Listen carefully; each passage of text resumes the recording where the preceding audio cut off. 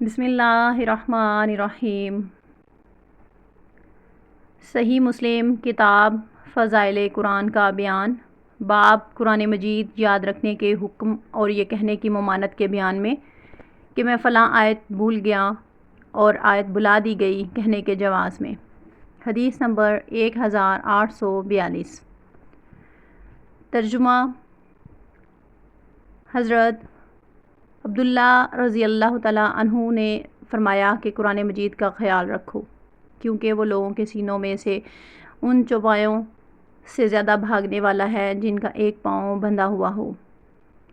اور رسول اللہ صلی اللہ علیہ وسلم نے فرمایا کہ تم میں سے کوئی یہ نہ کہے کہ میں فلاں آیت کو بہت بھول گیا، بلکہ وہ یہ کہے کہ مجھے بھلا دیا گیا۔